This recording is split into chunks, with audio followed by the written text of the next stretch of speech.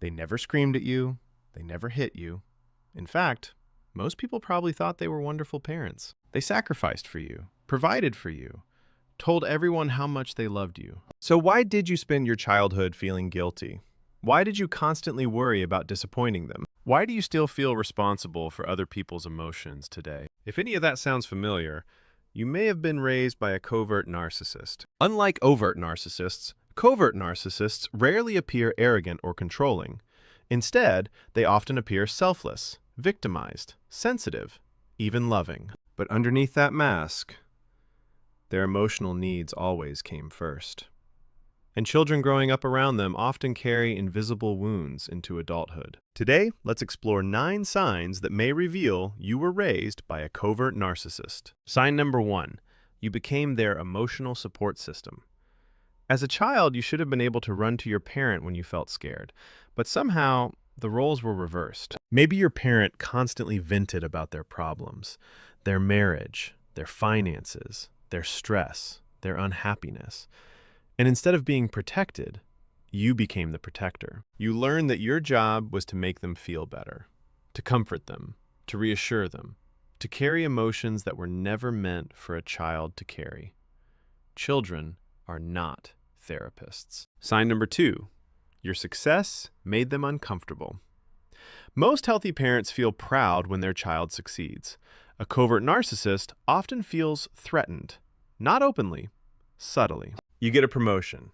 They immediately talk about their own achievements. You win an award. They point out someone who did better. You accomplish something meaningful. They find a flaw. Nothing is ever enough, because your success reminds them of their own insecurities. And instead of celebrating you, they compete with you. Sign number 3, you felt guilty all the time, but never knew why. This is one of the biggest clues. You constantly felt like you owed something. You felt guilty for saying no, guilty for having boundaries, guilty for wanting independence, guilty for being happy when they weren't. That's because guilt was quietly used as a form of control, not through threats, through emotional pressure, through disappointment, through silence. Over time, guilt became your default setting. Sign number 4. Everything came with a price. The covert narcissist loves sacrifice, but there's a catch. They make sure you never forget it. Every favor, every gift, every act of kindness comes with a receipt. After everything I've done for you, I gave up my life for you. What sounds like love is often debt collection. Real love gives freely. Manipulative love keeps score. Sign number 5, they were always the victim. No matter what happened, somehow they ended up being the wounded one. You bring up something that hurt you, suddenly they're crying. You try to discuss a problem, now you're comforting them.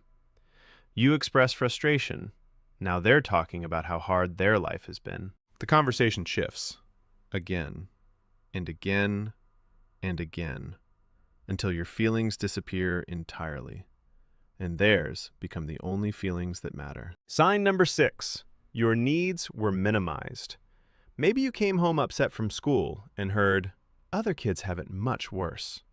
Maybe you expressed anxiety and heard, you have nothing to be anxious about. Maybe you needed support and got comparison instead.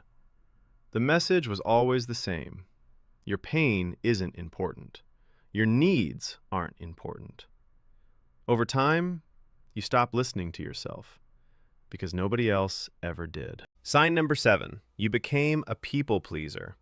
As an adult, saying no feels almost painful. You automatically prioritize other people. You apologize constantly. You avoid conflict. You struggle with boundaries. Why? Because growing up, disappointing your parent felt emotionally dangerous. Keeping the peace became survival. And now, your nervous system still reacts the same way, even when the threat is gone. Sign number 8, you struggle to identify your own needs. Ask yourself a simple question. What do I want?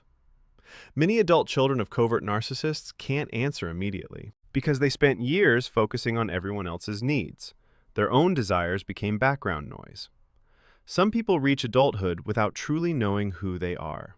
not because they're broken, but because they were never allowed to develop a strong sense of self. Sign number 9.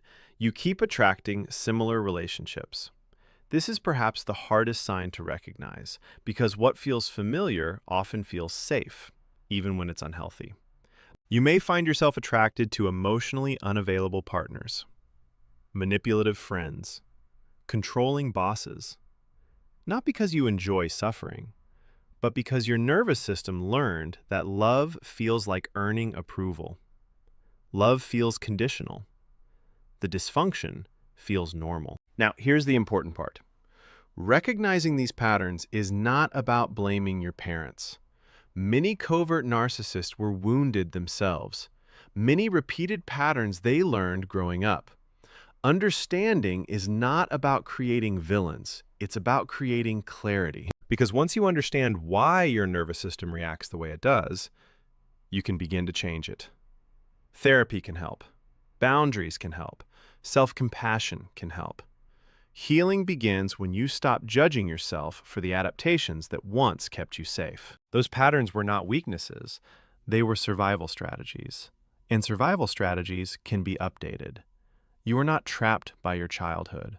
You are shaped by it. And what was shaped can be reshaped. Remember this. You were a child trying to navigate an adult's emotional chaos. That was never your responsibility. It was never your job to carry their pain. And it's never too late to put that weight down. If this video described your childhood in any way, leave a comment below. Because the first step toward healing is realizing you're not alone.